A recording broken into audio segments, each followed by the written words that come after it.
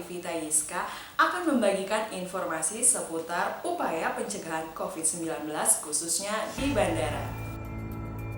Kalian tahu bukan bahwa Badan Kesehatan Dunia atau WHO telah resmi mengkategorikan virus corona baru atau COVID-19 sebagai pandemi.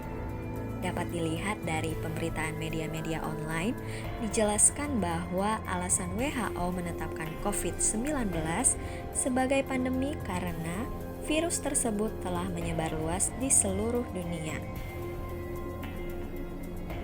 Kemudian, sejumlah negara mulai memperketat pintu masuk negaranya melalui bandar udara.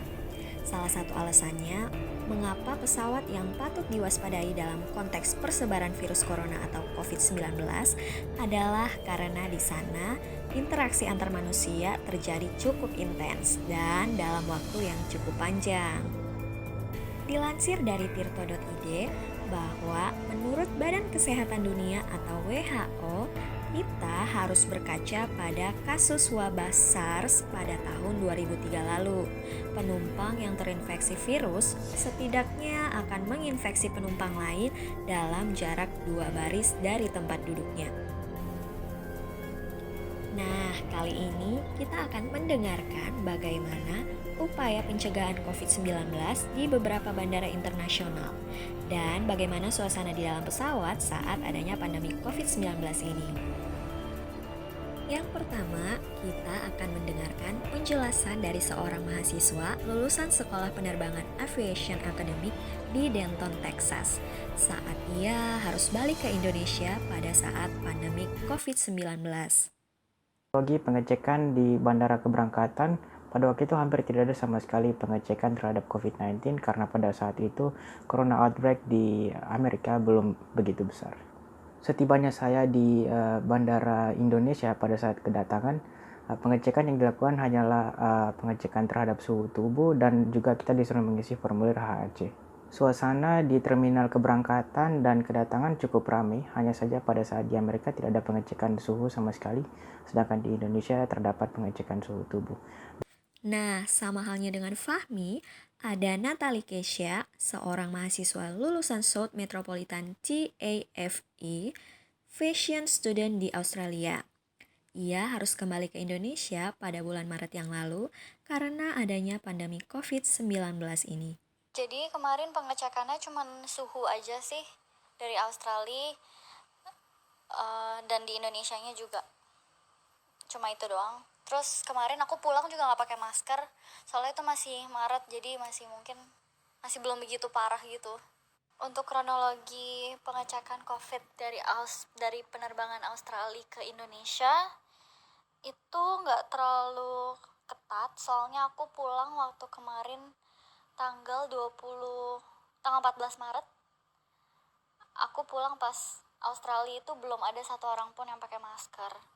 Jadi masih kayak rada aman gitu. Untuk kemarin suasana di terminal Australia cukup normal, cuman ya udah mulai sepi. Kemarin aku naik Garuda itu, dari Garuda pesawat yang besar banget, kayak mungkin ada cuma 10 orang yang naik, jadi sedikit banget.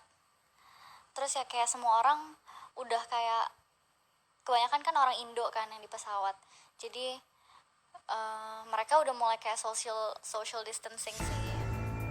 Berdasarkan pedoman pencegahan dan pengendalian COVID-19 tentang pelaku perjalanan, ada tertulis bahwa kegiatan surveillance terhadap pelaku perjalanan yang tidak bergejala dilakukan melalui pemantauan HAC yang diberikan di pintu masuk negara.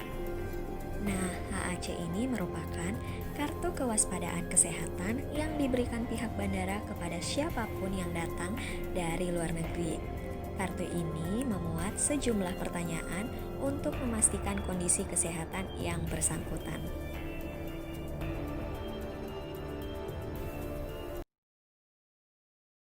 Ya, dan kita disuruh wajib untuk mengisi surat HAC.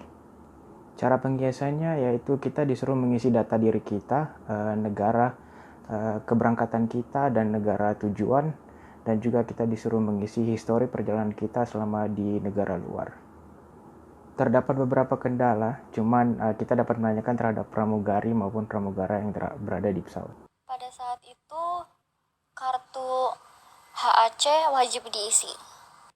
Ya normal kita dikasih kertas, terus ada pertanyaan-pertanyaan, kayak 2 minggu terakhir kita pernah bepergian kemana aja, ke negara apa aja, kita kontak sama orang yang kira-kira kena COVID nggak, kita kontak dari orang-orang yang dari Korea atau dari Itali saat itu nggak, kayak gitu-gitu aja sih, normal.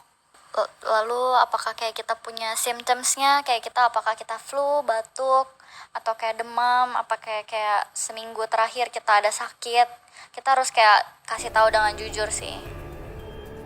Maka dari itu, menurut Dr. Luki Cahjono, selaku Kepala KKP kelas 1 Denpasar, bahwa kartu HAC ini wajib untuk diisi.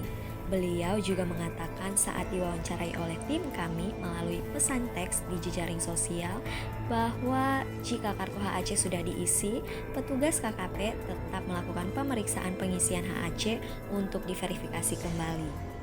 Namun, apakah menurut pelaku perjalanan saat itu, kartu HAC cukup efektif sebagai penanganan COVID-19 di bandara?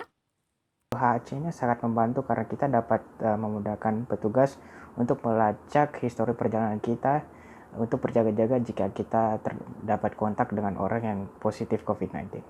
Sebenarnya efektif atau tidaknya pengisian kartu HAC itu tergantung dari pengisinya sendiri, antara mereka atau jujur atau tidak, dan dari negara tersebut. Gimana mereka merespon orang-orang yang memang admit mereka pernah pergi ke negara-negara yang dianggap berbahaya untuk bepergian saat itu, dan juga ya bagaimana menanggapi kalau orang itu memang punya flu saat itu atau gimana.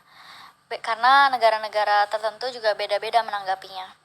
Nah sobat, apakah menurut kalian kartu HAC yang diterapkan di Indonesia sejak beberapa tahun yang lalu hingga sekarang sudah efektif dan tetap efektif dalam upaya pencegahan COVID-19 khususnya di bandara? Terima kasih.